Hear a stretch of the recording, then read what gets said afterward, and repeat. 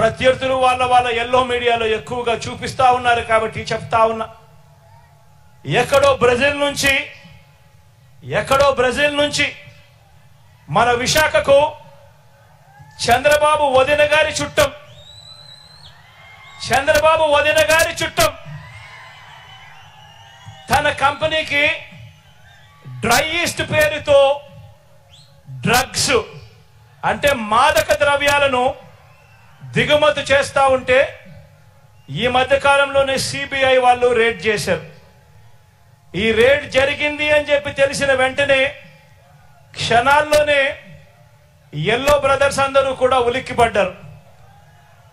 వారి బ్రదర్ దొరికిపోయాడని తెలిసిన వెంటనే దొరికితే తమ బ్రదర్ కాదని, దొరికాడు కనుక వారు మన బ్రదర్స్ అని మన మీద నెట్టేయటానికి కూడా క్షణాల్లోనే కూడా వీళ్ళంతా కూడా రెడీ అయిపోయారు. తీరా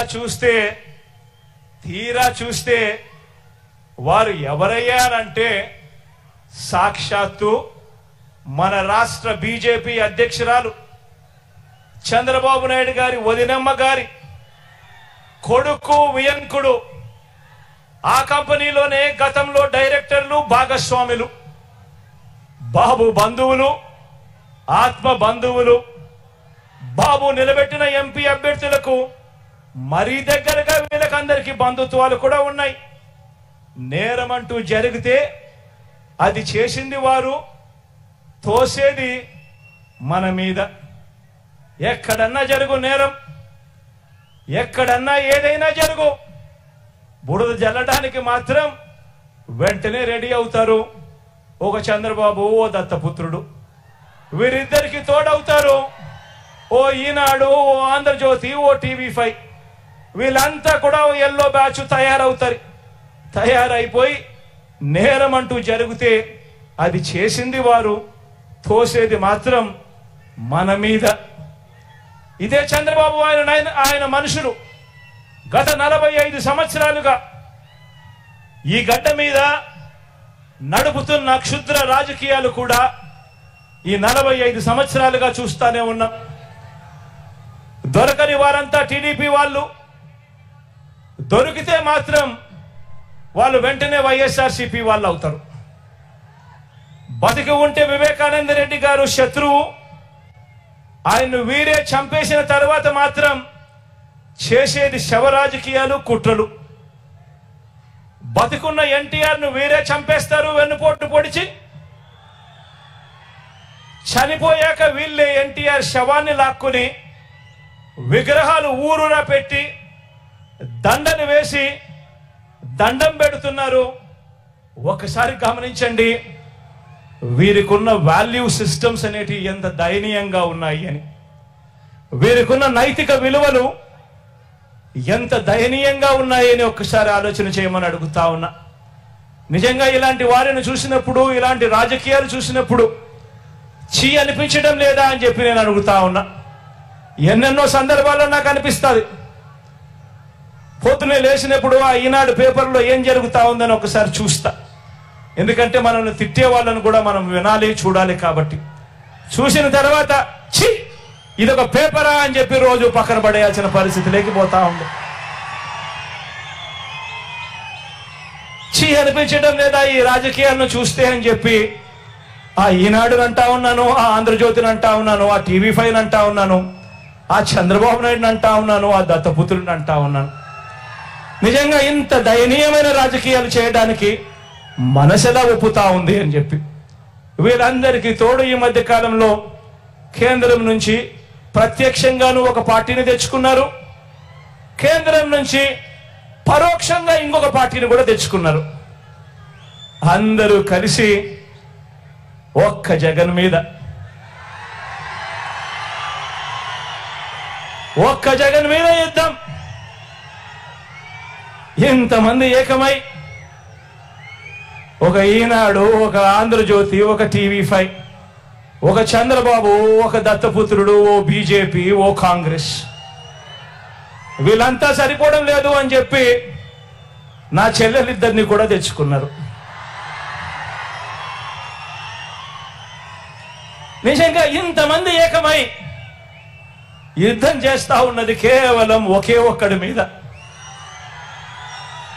ఈ ఒకే ఒక్కడు ఇంతమందిని ఇంతగా భయపడిచ్చాడు అని అంటే ఈ ఒకే ఒక్కడి మీద ఒంటరిగా వచ్చే ధైర్యం ఎవ్వరికి కూడా లేదు అని అంటే కారణం ఈ ఒకే ఒక్కడికి ఉన్నది ఆ దేవుడు దయ. ఇన్ని కోట్ల గుండెలు తోడుగా ఉన్నాయన్న ఒకే ఒక్క సత్యం.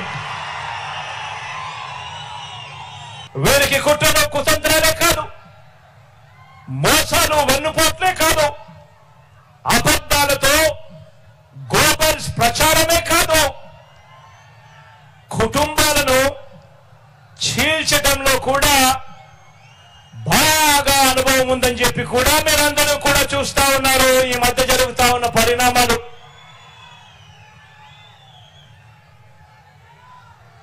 మా చిన్నాన్న గారిని, మా బాబాయిని, వివేకం చిన్నాన్నను ఎవరు చంపారో, ఎవరు చంపించారో ఆయనకు, ఆ దేవుడికి, ఈ జిల్లా ప్రజలందరికీ కూడా తెలుసు. కానీ బురద జల్లేందుకు ఇద్దరు చెల్లెమ్మలను ఎవరు పంపించారో, వారు వెనకాల ఎవరు ఉన్నారో మాత్రం మీ అందరికీ కూడా రోజు కనిపిస్తానే ఉంది. ఇంకా ఆశ్చర్యం ఏమిటో తెలుసా? ఇంకా ఆశ్చర్యం ఏమిటి అని అంటే వివేకం చిన్నాన్నను అతి దారుణంగా చంపి అవును నేనే చంపాను అని అతి హేయంగా బహిరంగంగా చెప్పుకుంటూ తిరుగుతా ఉన్న హంతకుడు, ఆ హంతకుడికి మద్దతిస్తా ఉన్నది ఎవరో కూడా మీరంతా కూడా రోజు చూస్తా ఉన్నారు.